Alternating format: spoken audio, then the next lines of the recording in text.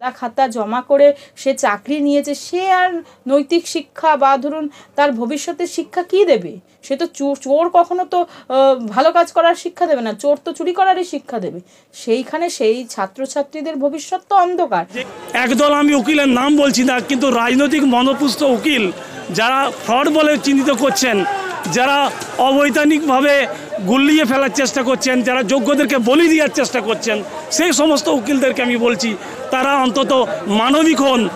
মানুষের যারা রুটি রোজগার রাস্তাকে কেড়ে নিতে চাইছে সে সমস্ত উকিলদের বলছি যে 92%, 86% কী করে ফ্রড হয়।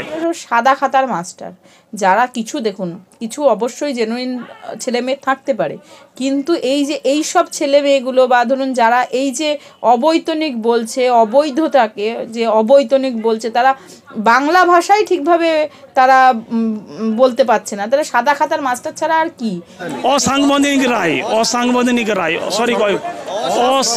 অসাংবিধানিক রায়, যেটা সংবিধানকে মেনে না মান্যতা না দিয়ে যে রায় দেয়। নিয়োগ দুর্নীতি তথ্য প্রমাণ দিয়ে এখন সবার কাছে প্রমাণিত যে সাদা খাতা দিয়ে চাকরি পেয়েছে, সেটা যেমন তথ্য প্রমাণে প্রমাণিত হয়েছে, এদের কথাবার্তার মাধ্যমেই আপনি বুঝতে পাচ্ছেন আমরা যে সিলেকশন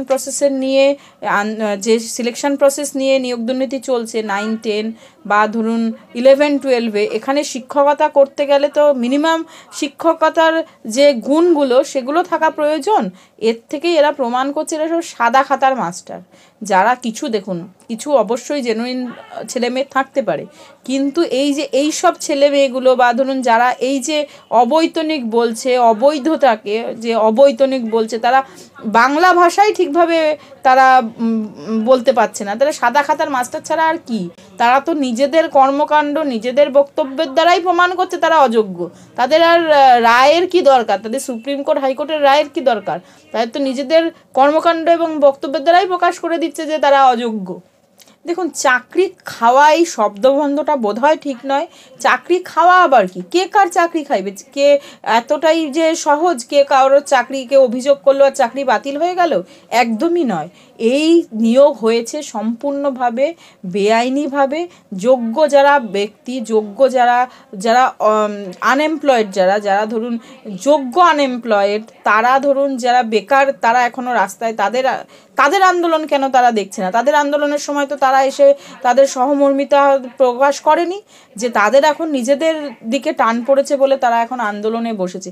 কিন্তু যদি হাইকোর্ট বা সুপ্রিম কোর্ট দেখে যে নিয়োগে সম্পূর্ণভাবে দুর্নীতি হয়েছে এবং যারা যোগ্য শিক্ষক, তাদের রাস্তায় না বসে তাদের স্কুলে থাকার কথা ছিল, যারা পরীক্ষায় ভালো নাম্বার পাবে এবং যারা যোগ্য তারা সেখান থেকে ডিপ্রাইভ যদি হয়, তাহলে হাইকোর্ট বা সুপ্রিম কোর্ট যেই কোর্টের, যে কোনো কোর্টের কাছে যদি এই তথ্য প্রমাণ আসে এবং যদি সেখানে দেখা যায় যে যোগ্যরা বঞ্চিত হয়েছে এবং অযোগ্যরা এই চাকরিতে তারা বহাল হয়েছে এবং সাদা খাতা দিয়ে তারা চাকরি পেয়েছে, ইন্টারভিউতে তারা 10-এ 10 পেয়ে চাকরি পেয়েছে, তাহলে তো আর কোর্টের কাছে কোনো পদ থাকে না। এবং সেখানেও যে পদটা ছিল সেই পদটাও কিন্তু হাইকোর্ট 3খানা পদ বেছে নিয়েছিল এবং সেখানে সেই পদটা যদি অবলম্বন করতে হয়, সেখানে সবথেকে যাদের ভূমিকা বেশি অনস্বীকার্য প্রয়োজন ছিল সেটা হচ্ছে আর্টিকেল 12 অথরিটি। কারা? এসএসসি, যারা রিক্রুটমেন্ট প্রসেসটা চালিয়েছিল তাদের সহযোগিতা ছাড়া বা ধরুন যারা রিক্রুটমেন্ট করেছিল তাদের সহযোগিতা ছাড়া এইসব আর্টিকেল 12 অথরিটি, এসএসসি, স্টেট এবং ধরুন বোর্ড, এই সবের সহযোগিতা ছাড়া কখনোই সেগ্রিগেশন সম্ভব নয়। হাইকোর্ট এর আগেও যে ডিভিশন বেঞ্চের যে স্পেশাল বেঞ্চের যে হিয়ারিং হচ্ছিল, একাধিকবার প্রথম রিপোর্টে স্যাটিসফাই না হয়ে সেকেন্ড রিপোর্ট দেওয়ার সুযোগ দিয়েছিল। এসএসসিকে বলেছিল তুমি ক্লিয়ার করে নিয়ে এসো সেকেন্ড রিপোর্ট, থার্ড রিপোর্টও দেওয়ার সুযোগ দিয়েছিল, তারপরেও স্যাটিসফাই না হওয়ার যখন ফোর্থ রিপোর্ট আসে তখনও কিন্তু এসএসসি বলল ইন প্রসেস। তারপরেও ফোর্থ রিপোর্টে দেখা গেল আরও 2 জনের ইলিগালিটিস ধরা পড়লো। এটা তো কন্টিনিউয়াস প্রসেস। এখান থেকে এসএসসি বা ধরুন বোর্ড এখনও পর্যন্ত সঠিকভাবে তথ্য দিয়ে বলতে পারছে না, সেখানে সব জায়গায় ডেটাটা মিসম্যাচ হচ্ছে। কেউ বলছে এত সংখ্যক দুর্নীতি আছে, কেউ বলছে এত সংখ্যক দুর্নীতি আছে। কোন সংখ্যাটা সঠিক এটা তো যদি না সেগ্রিগেশন সম্ভব করে এটা যদি ধরুন কোন সংখ্যাটা সঠিক হবে, কতজন ইল্লিগালিটিস হয়েছে, এবং ইল্লিগালিটিস যে একমুখী তা তো নয়, বিভিন্ন ধরনের ইল্লিগালিটিস, ওএমআরের অনেক ম্যানিপুলেশন রয়েছে, তারপরে ধরুন র্যাঙ্ক জাম্প করে অনেকে চাকরি পেয়েছে, তারপরে আরও যে ইল্লিগালিটিসগুলো রয়েছে, তাছাড়াও ধরুন রুল ভায়োলেশন, সেগুলো তো বাদই দিন, যেগুলো একদম চোখের সামনে যে ইল্লিগালিটিস, যেগুলো একদম কমপ্লিটলি ব্যাড, যেগুলো ধরুন, তারপরে রুল না মানা, রুল না মেনে অযোগ্য লোকদের কিছু ডেকে নিয়ে তাদেরকে ইন্টারভিউতে বেশি মার্কস পাইয়ে দিয়ে তাদেরকে নিয়োগের সুযোগ করে দেওয়া, এইসব পদ্ধতিগুলো তো অবলম্বন করেছে এসএসসি। এবং আপনি ভাবলে অবাক হবেন যে এসএসসি যখন এই অ্যাডভার্টাইজমেন্ট ফ্লোট করে, এসএসসি যখন অ্যাডভার্টাইজমেন্ট দেয় 16 সালে, তখনই তারা পরিকল্পনা করে নিয়েছিল দুর্নীতি করবে। না হলে ধরুন ওএমআরের টেন্ডার কে কাকে দেবে, কি করবে, কিভাবে কি করবে, তখন থেকে তারা কিন্তু এই মাথায় রেখে এই দুর্নীতি করেছিল। একদম পরিকল্পিত, মানে একদম সম্পূর্ণভাবে পরিকল্পিত দুর্নীতি করেছে। এবং সব থেকে দুর্ভাগ্য হচ্ছে আর্টিকেল 12 অথরিটিকে ইউজ করে এই দুর্নীতিগুলো হয়েছে। যে ধরুন নিয়োগ দুর্নীতি এইরকম আগে পশ্চিমবঙ্গে কখনো দেখা যায়নি। দেখুন দুর্নীতি যে আগে, তাহলে কি বলবেন দুর্নীতি আগে হয়নি? না, সরকার পক্ষ বা সরকারের প্রধান বা দলের প্রধান শাসক এইরকম এই দুর্নীতির সঙ্গে জড়িত আছে নিশ্চিতভাবে। দেখুন যদি বলে আমরা এই দুর্নীতির আমাদের জানা ছিল না, তাহলে নিজেদের অদক্ষ বলছে, যে আমার জানা নেই, এই দুর্নীতি সম্পর্কে আমি অবগত ছিলাম না, তাহলে নিজেরা অযোগ্য, নিজেরা অদক্ষ। কারণ কি শুধুমাত্র যে কোনো ধরুন একটা মুখ্যমন্ত্রীও জড়িত, মমতা বন্দ্যোপাধ্যায় হতে পারে, সেটা ধরুন তো ইনভেস্টিগেশনের মাধ্যমে আসবে এবং তার নাম আসতেই পারে। নিয়োগ দুর্নীতির ধরুন যে ওনার যে বেসিক্যালি ওনার একদম ডান হাত বলা যায় যে শিক্ষামন্ত্রী, তিনি নিজে জড়িত ছিলেন, এবং তার জন্য তাকে জেলে এখনো বসে, এখনো তার বেল হয়নি, তিনি এখনো কিন্তু জেলের ভাতই এখনো খাচ্ছেন। এবার বক্তব্য হলো যে উনি যদি যুক্ত থাকেন এবং ওনার হায়ার অথরিটি তার কাছে সেই বেনিফিশিয়ারি হয়নি, তিনি সেই বেনিফিশিয়ারিটা হয়নি, এটা তো কেউ মানবেন না, নিশ্চিতভাবে যুক্ত ছিল। যদি ডাইরেক্ট কোনো লিঙ্ক পাওয়া যায় বা ধরুন ক্যাবিনেট যদি এর সঙ্গে যুক্ত থাকে, সেখানে মন্ত্রীরা তো অবশ্যই ছিল, এবং সেখানে ধরুন তাদের যে দলের প্রধান এবং তাদের মন্ত্রিত্বের যে প্রধান, নিশ্চিতভাবে তার কাছেও ইনফরমেশন ছিল। তিনি যদি বলেন যে না আমি কিছু জানতাম না বা আমি কিছু এই বিষয়ে অবগত ছিলাম না, তাহলে তিনি অযোগ্য, অদক্ষ। তিনি নিজে এইটা একটা রাজ্যে এত বড় একটা স্ক্যাম হয়ে যাচ্ছে, একদম পরিকল্পিত দুর্নীতি হচ্ছে এসএসসিকে ইউজ করে, তারপরে আর্টিকেল 12 অথরিটিগুলোকে ইউজ করে, উনি কিছুই জানতেন না, সেটা কি করে কেউ তো, এটা তো কেউ মানতে পারবেন না, এটা মানা সম্ভবই না। এই সাদা খাতাগুলো কারা, সেটা নাকি আপনি ডিটারমিন করলেন। অনেকে বলছে যে সিবিআই এর তথ্য দেওয়া, সিবিআই এর যে তথ্য দিয়েছে তার উপর বেস করে সাদা খাতাগুলোকে বাদ দিয়ে, কিন্তু আদার্স ইললিগালিটিসগুলো, তার জন্য তো সেই যে সেগ্রিগেশন হবে, সেগ্রিগেশনের যে মুখ্য ভূমিকা যারা পালন করবে সেটা হচ্ছে এসএসসি এবং আর্টিকেল 12 অথরিটিগুলো। তারাই যদি তার সপক্ষে ডকুমেন্টস না পেশ করে, ডকুমেন্টস না দেয়, তাহলে কি কোর্টের কাছে আর কি পথ থাকবে? যেমন হাইকোর্টের কাছেও কোনো পন্থা ছিল না, হাইকোর্ট একাধিকবার সুযোগ দিয়ে বলেছিল যে আমরা সেগ্রিগেশন করতে চাই, সেগ্রিগেশন কিভাবে হবে, কি প্রসেসে হবে, তোমরা বলো, তোমাদের কতজন ইললিগালিটিস এরকম আছে সেগুলো তোমরা রিপোর্ট জমা করো।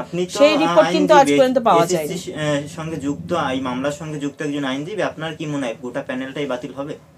সেটা দেখুন, সেটা তো কোর্টরা যা রায় দেবে, সেটা আর্গুমেন্টের মাধ্যমে ধরুন তাদের কি তথ্য আসে, সেটা তো পরবর্তীতে সেটা বলা যাবে। এক্ষুনি তো কি রায় হবে সেটা তো বলে দেওয়া একদমই অনুচিত হবে। বা ধরুন, তবে যদি এসএসসি যদি তাদের ভূমিকা সঠিকভাবে পালন না করে, তবে এই প্যানেল কোনোভাবে থাকতে পারে না। কারণ যে প্যানেলের কারা টেন্টেড ক্যান্ডিডেট এবং তারা নন টেড ক্যান্ডিডেট, সেটা যদি আলাদা করা সম্ভব না হয়, তাহলে কাকে বাদ দেবে? এই যে ধরুন বলছে 10,000 জন বা ধরুন 8,000 জন বা ধরুন 5,000 জন, যেই সংখ্যাটাই হোক, এই সংখ্যাটা এক্স্যাক্ট কত? এক বোর্ড একরকম কথা বলছে, এসএসসি একরকম কথা বলছে, কোন সংখ্যাটা সঠিক? তবে আবার যে সিবিআই যে রিপোর্ট দিয়েছে সেখানে একরকম কথা বলছে, একরকম সংখ্যা আসছে, তাহলে কোন সংখ্যাটা সঠিক এটা কে বলবে? এটা তো আমি বলে দিলে বা আপনি বলে দিলে হবে না, এটা তো সময় সাপেক্ষ, মানে ভবিষ্যতে আমরা জানতে পারবো। কিন্তু আপনি এটুকু কি নিশ্চিতভাবে বলতে পারবেন যে যারা অযোগ্যভাবে চাকরি পেয়েছে তাদের চাকরি বাতিল হবেই? দেখুন, যারা অযোগ্যভাবে চাকরি পেয়েছে তাদের চাকরি অবশ্যই 100% বাতিল হওয়া উচিত। কারণ কোনো অযোগ্য, তার চোখের সামনে একজন যোগ্য যে পড়াশোনা বটে, কিন্তু বাতিল হবে কি? দেখুন, আমার মনে হয় না কোর্ট ধরুন এরকম কোনো রায় দেবেন যে অযোগ্যরা চাকরিতে বহাল থাকবে। এটা কখনোই হতে পারে না যে অযোগ্যরা চাকরিতে বহাল থাকবে। তাহলে যদি কোর্ট সেরকম এর অন্যথা কোনো রায় দেয়, তাহলে হচ্ছে আপনার কোর্টের ওপর কারোর ভরসা থাকবে না। এই যে ধরুন যোগ্য ব্যক্তিরা যারা, তারা কতদিন থেকে মামলা করছে, তারা কিসের জন্য মামলা করছে? তারা মামলা করেছে যে আমার থেকে অযোগ্য ব্যক্তিরা চাকরি পেয়ে গেছে।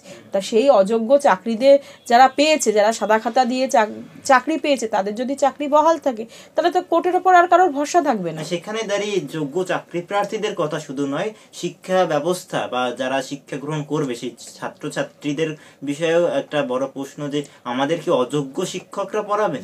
সে তো অবশ্যই, সেটা তো আপনি বাদই দিন, সেটা আপনি বাদই দিন। দেখুন, যে কোনো, আমরা সবসময় বলি সমাজ গড়ার কারিগর হচ্ছে শিক্ষক।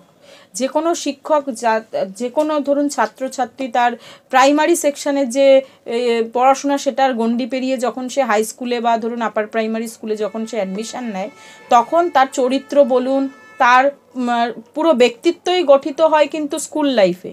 তার পরবর্তীতে ধরুন প্রাইমারি তার ব্যক্তিত্ব, তার কথা বলা বা ধরুন তার পুরো চারিত্রিক বৈশিষ্ট্য বা ধরুন অন্যান্য যে তার আচার ব্যবহার, সেগুলো কিন্তু সম্পূর্ণ একজন ভালো শিক্ষকের কাছে যদি কেউ পড়াশোনা করে, সেটা কিন্তু সেই স্কুল থেকেই তার গঠিত হয়ে যায়। এবং যে শিক্ষক ধরুন নিজে দুর্নীতি করে সাদা খাতা জমা করে সে চাকরি নিয়েছে, সে আর নৈতিক শিক্ষা বা ধরুন তার ভবিষ্যতের শিক্ষা কি দেবে? সে তো চোর কখনো তো ভালো কাজ করার শিক্ষা দেবে না, চোর তো চুরি করারই শিক্ষা দেবে। সেইখানে সেই ছাত্রছাত্রীদের ভবিষ্যৎ তো অন্ধকার, এটা জেনারেশনের ভবিষ্যৎ তো অন্ধকার, সেটা তো আপনি পরের বিষয়।